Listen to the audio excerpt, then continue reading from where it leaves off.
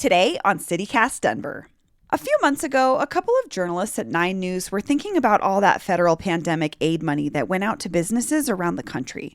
And that's when Zach Newman, investigative data producer with 9 News, read a story in ProPublica. Basically, there was one company that was giving out a bunch of loans that ProPublica found were going to like fake farms, like farms in New Jersey, where like along a beach, where it's just like there's no farms there. Here's Zach's colleague, 9 News investigative reporter Jeremy Hohola. As we started learning about COVID fraud, starting to make news in other places, Zach and we decided to take a look at databases that were very specific to Colorado. As I was scrolling, just randomly scrolling, looking through these databases, all of a sudden I noticed this pattern. I was like, wow, I'm seeing an anomaly here. As the federal government was pumping billions of dollars in COVID relief to businesses, scammers were hard at work too. Our own investigator, Jeremy Hohola, found more than 30 bogus businesses were approved for millions of dollars, and they all trace to one Denver office. Today is Wednesday, September 15th, 2021. I'm Bree Davies, and this is CityCast Denver.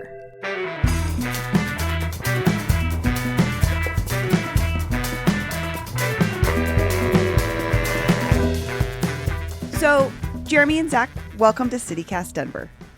Thank you for having us. Yeah, thanks so much. Happy to be here. Late last month, Jeremy and Zach found 33 non-existent or defunct businesses, most of them in Denver, that were approved for more than $2 million in federal pandemic relief money. Someone had apparently revived their business licenses through the Colorado Secretary of State's office for the sole purpose of applying for PPP loans. When Jeremy and Zach learned that, they traced the businesses back to a single office suite in Denver, which belonged to an accountant named Gregory J. Folk. He passed away last year, so who exactly was behind this major fraud is still a mystery. But we wanted to know how something like this could happen in the first place, and what we can do to prevent it from happening again.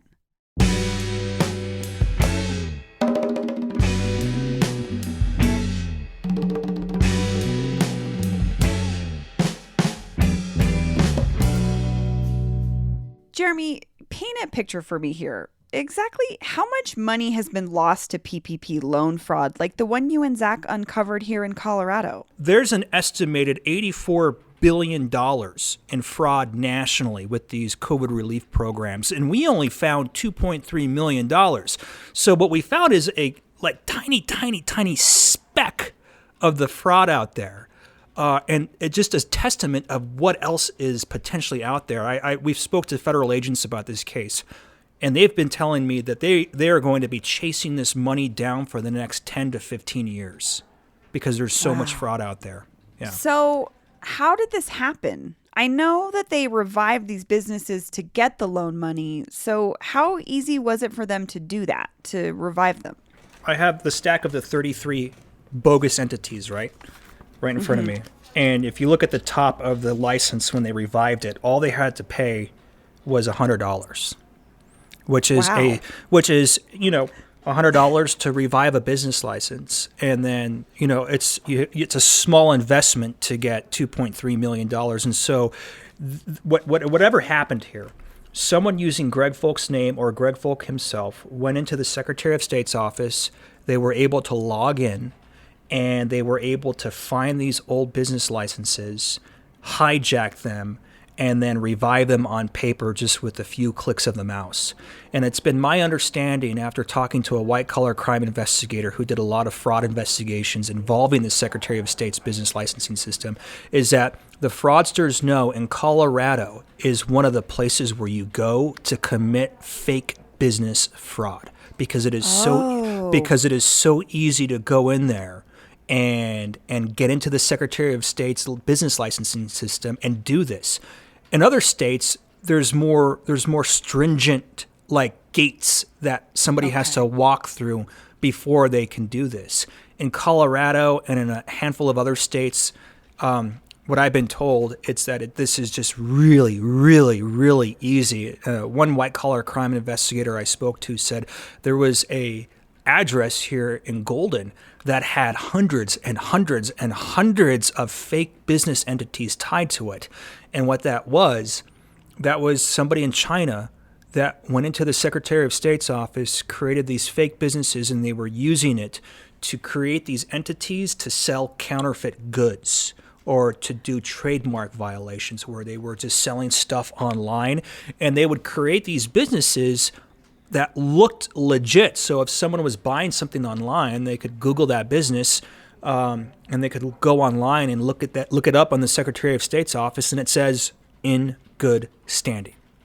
Have you all reached out to the Secretary of State's office to find out, like, do they know how easy this is, or where are they at with this situation? We did a follow-up story with them, and they sent a statement essentially saying that right now businesses have the option of, when they create their account, of they have the option at their own discretion to create a password for their business licensing.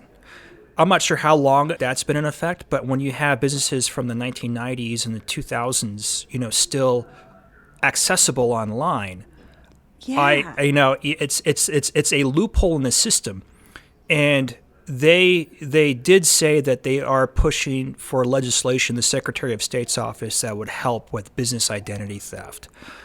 From my perspective, after looking at all of this, you want it to be easy to create a business in Colorado, right?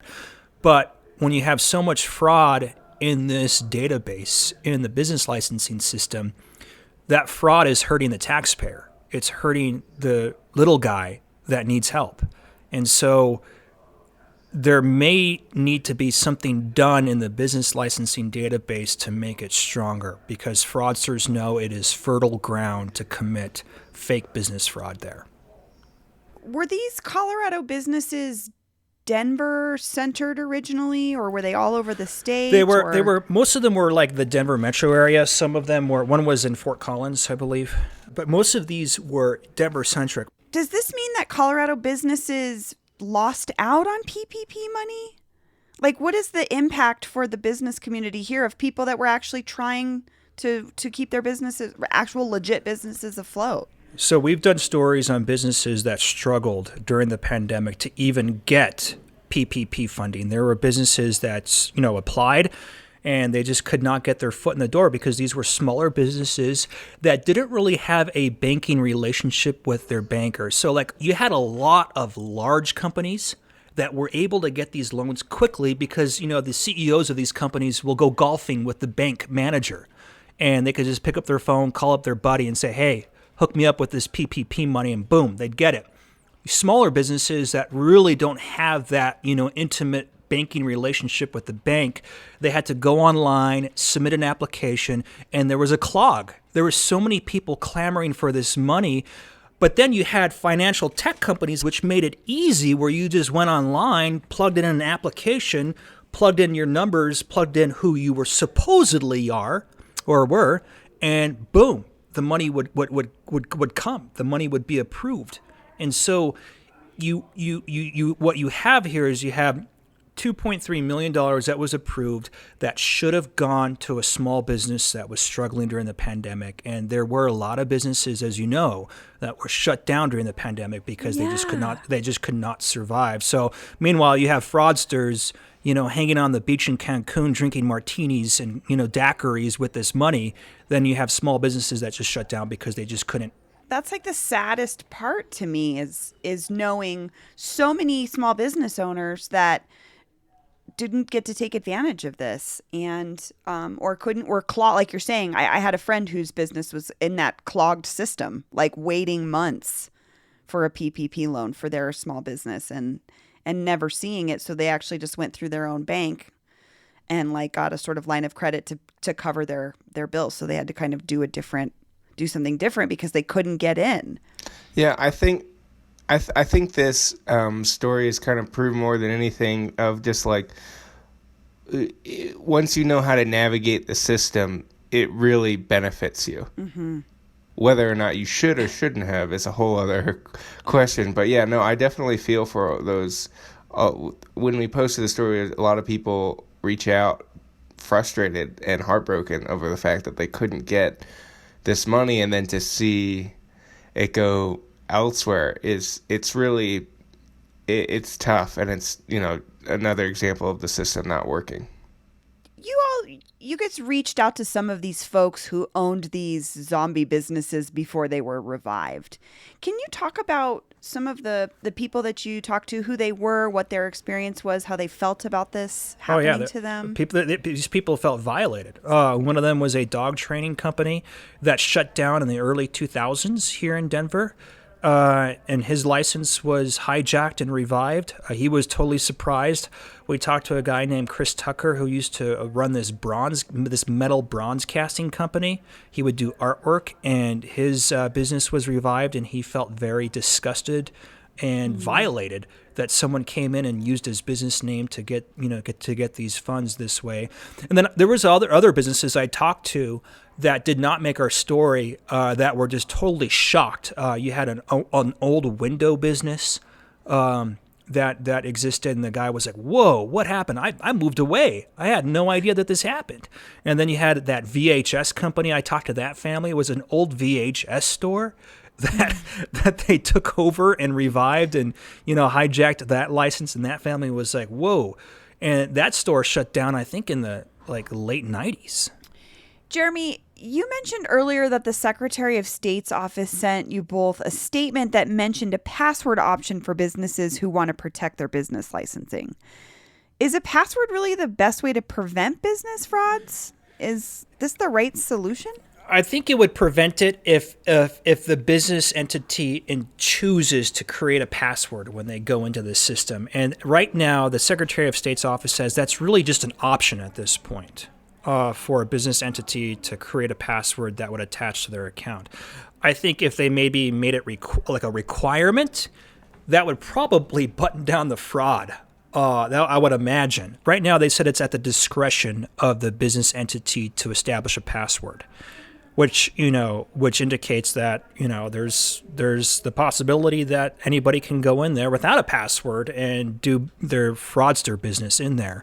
The IRS, we talked to the IRS for this story, and they told us that when they're looking at COVID fraud, what we found is becoming exceedingly common because it is easy for someone to hijack an old business license in the Colorado Secretary of State's office. And those older licenses don't have the password system attached to them.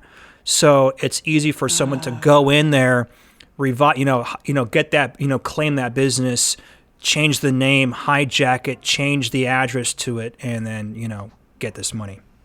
Yeah, I think another lesson with this is that if you are a small business owner, I mean, I will evangelize about the importance of a strong password and multi-factor authentication and everything like that. But I mean, this is such a deep in the weeds problem that I had no idea existed until we started doing this story. And as far as like adding a password or not, so if you're a business owner, based off of this recommendation, it would be smart to really look into how you can secure your own paper trail too. Jeremy and Zach, what is your hope in reporting and exposing this fraud? What do you hope comes from this? I hope that businesses will become more aware that they need to watch over their own business licensing systems because it is so easy for people to do business identity theft. I mean, you hear about personal identity theft, but business identity theft is actually a huge problem too, and this is just one facet of it.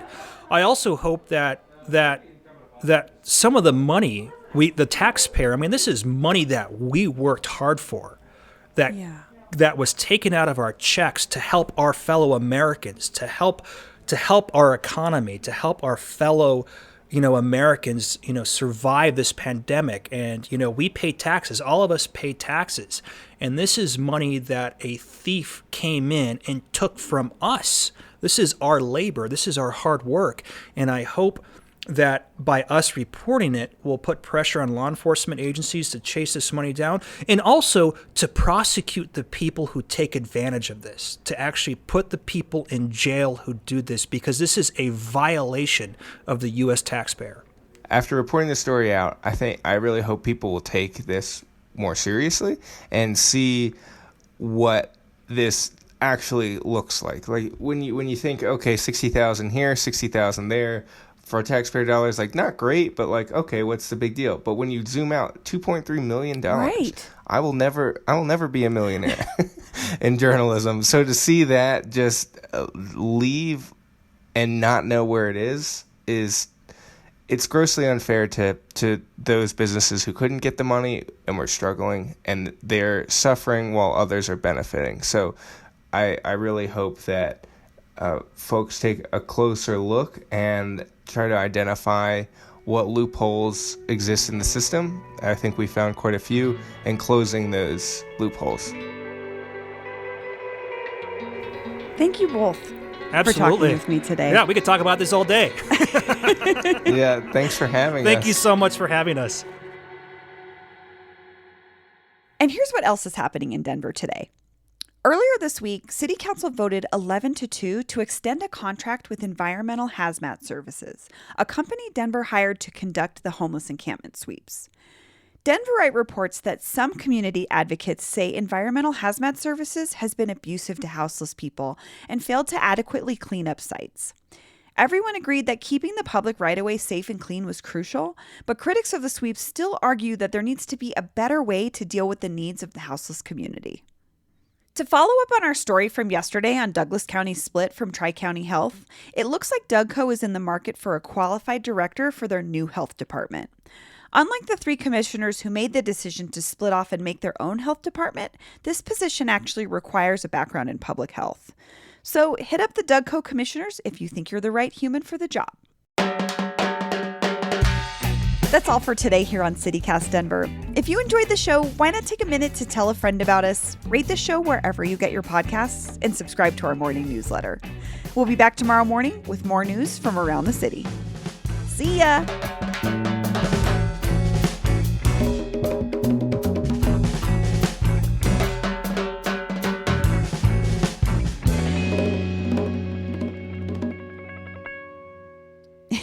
You and your Zach. Versus me and my Zach.